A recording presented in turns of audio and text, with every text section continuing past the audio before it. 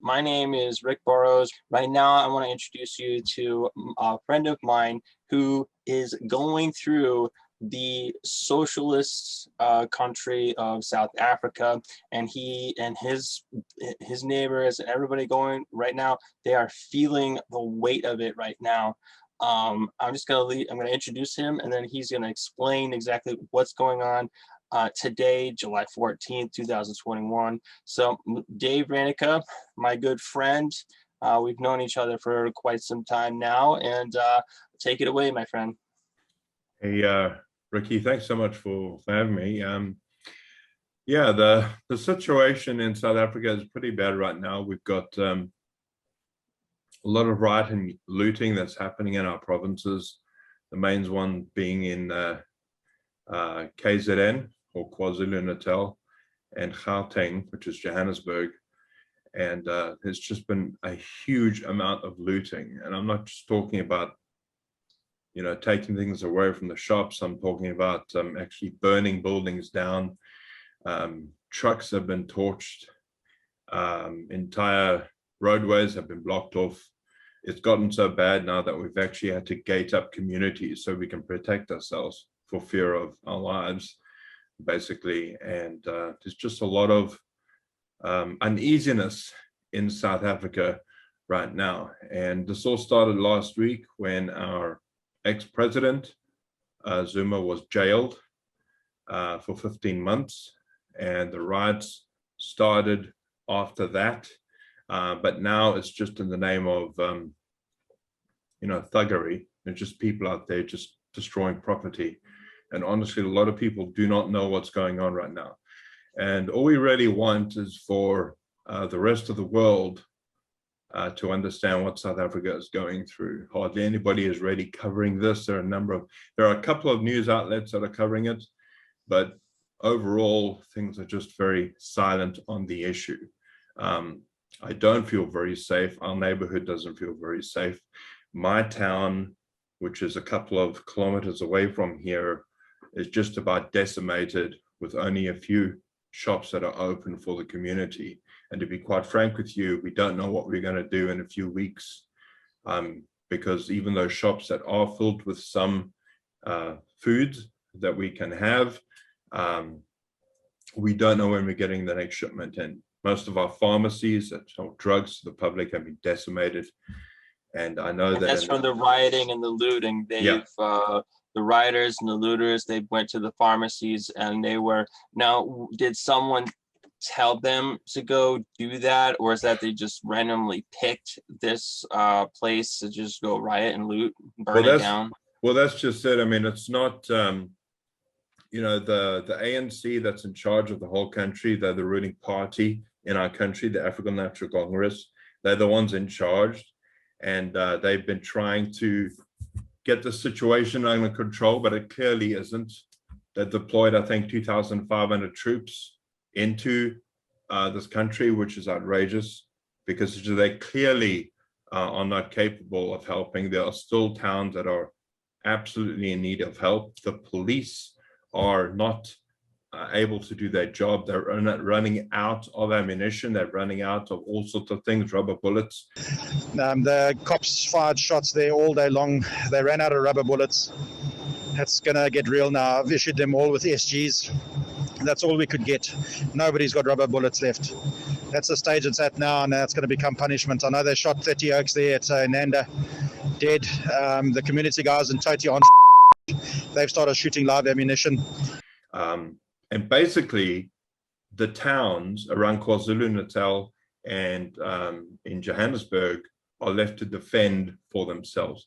Even the police are afraid to go into communities, and the actual citizens are helping the police with whatever they can because of the rioting and looting of shops. We've got a butchery that's up the road from us, and that was torched the other day, yesterday. And it's just heartbreaking. A friend of mine lost his entire pharmacy, just absolutely decimated. There isn't a lack of videos out there. All you have to do is search for it, and you'll find it in the South African YouTubers that are out there. You can find all of that sort of thing. So essentially, I just want the message to get out there. Hardly anybody's covering this. And people are just saying, oh, it's just because of the ex-president and 45 people that are dead, which is sad, I know, but they're not doing anything about it. They're just doing arrests. You know, an arrest, there are literally thousands of people involved in these riots. It's terrible. Now, is there something that they want necessarily? Is there, like, you know, the rioting will stop if they have this ex-president released from jail? What people want, they say, like, if you're going to release this ex-president, then the looting will stop. Essentially, that's a message that's been put out there. But why was he arrested in the first place? Oh, well, he had a hearing. He had to. It was not a hearing. It was like a court thing he had to go to, and he just refused to go. And so they sentenced him to 15 months in prison. And ironically, it was a proceeding that he had started when he was president, and he didn't attend it himself. And so now he's in jail. Well, he's in prison, and people are upset. And I'll say upset, but it's just an excuse to steal stuff, because basically everything has been taken away. There's a street in our town. The entire place was completely decimated except for one store, and the guy can't do anything. He's going to have to leave. One of the residents said, so what are you going to do now? And the guy just said, well, what can I do? Go home and die. That's all he can say, because he's got nothing left. Livelihoods have been taken. So you can understand the way people feel about this current situation. Yeah.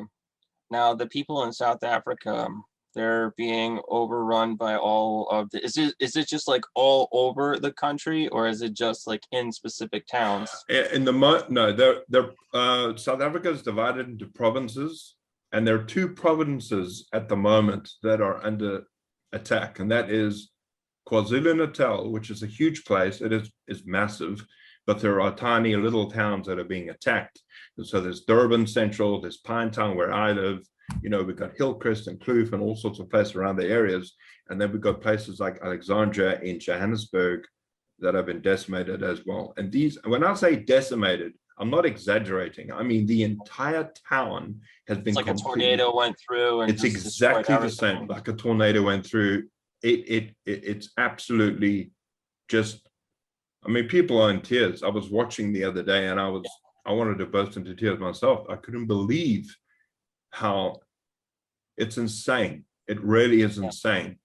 And I know you guys had riots over there with the whole George Floyd thing, and this is kind of similar, but it's just insane. We're in fear for our lives now, because we've heard political leaders that have made announcements saying that no, please don't attack Black-owned businesses, only go for the white supremacy stuff. So please, comrades, stay away from the black business. The only way in which you could establish that this truck or this business belongs to a white establishment, let's go for the big brands, comrades. We know the big brands of this country's, comrades. We know the business that are owned by Rupert, Ackermans, and all the white capitalists. So please, comrades, I urge you, do not fight your own black brothers and sisters.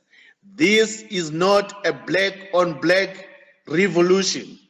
This is a revolution characterized as the black masses who are sick and tired of the white establishment being the only few people that are living like kings in our own motherland. Which is crazy. I remember hearing, I think it was your president, he said, if you are a white farmer, we're going to take your land and not compensate you for that. The president was answering questions in the National Assembly. He says those who are uncomfortable with the proposed policy for land expropriation without compensation must not panic. Ramaphosa says the proposed path will be done orderly and constitutionally. We should no longer be afraid of this process of having to change the land ownership architecture in our country. It is here and it is here to stay. It is going to happen. Unless we have land redistribution in our country, we will not have stability. Those who say we want to hold on to our land, they may find that they hold on to something that does not exist anymore. We need, in our view, to use every inch of our country to enable people to live, and those who want to farm to be able to. Like the white farmer, that's like the majority of South Africans, isn't that right? Yeah. Well, it's a lot of farms. I mean, in the South area. African farmers, like that's the majority of them. I mean, they're feeding the people, so why are they making such a big deal out of this whole thing? It's not racist because they're feeding them. No, it's selling it to them. It's a feeling like you owe people something because of the past. And it's ridiculous. It's like if you have to say, well, because of your past sins that you've done in the past, now you've got to go and compensate. Well, are they going to do that for Europe? Are they going to do that are you going to go back hundreds of years because of atrocities that were committed? Yeah, if you want to be consistent like that, go back and back and back to Roman times. You know, you're going to give... Yeah, I mean, am I going to go back to like the people who like tortured my ancestors? No, it's like it has to be directly affected. Like if I were directly affecting like the South African people, which I'm not, and then it would be like there'd be the connection. But yeah, it's the same thing over here. And you know, I definitely going to keep my thoughts and prayers towards you, and we'll see something happen, and hopefully we'll see just a movement that like keeps God's hand of protection upon you and your neighbors and the people. And we definitely want you to stay safe. And if there's anything that we can do, we're going to be putting it a link in the description below so that we can get get this message out.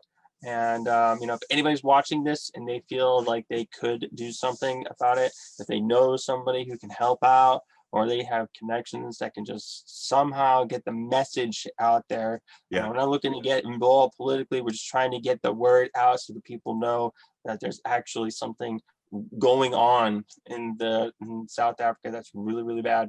And socialism, it's terrible.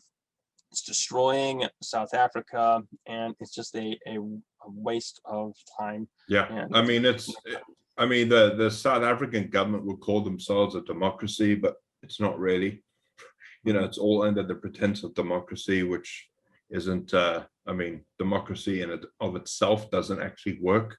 It's like two wolves and a sheep deciding on what's for dinner. It's not, it doesn't work like that. You need essentially we're a republic, but the rule of law isn't applying in this country. It doesn't actually work.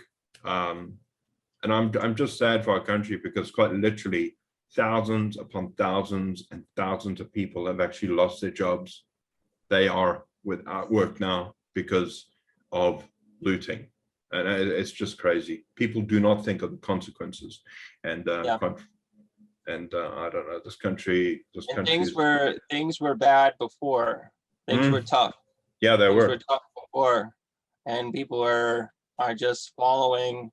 You know, whoever, they have no guide. They're just angry and they're just throwing a fit and temper tantrum, and they're just destroying everything. And things have something has to happen. Something has to change. And you know, my friend, you know, God is good, and God is in complete control. He absolutely is.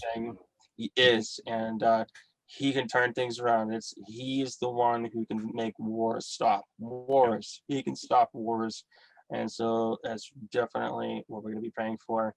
And all right, so my friend, take care, be safe. David Reineke from Pinetown and South Africa, and hopefully that this will make some kind of impact, and the right people, the right place, the right time will hear it. All right, guys, thanks for watching, and we'll keep you updated on what's going to happen next. Thank you, Ricky.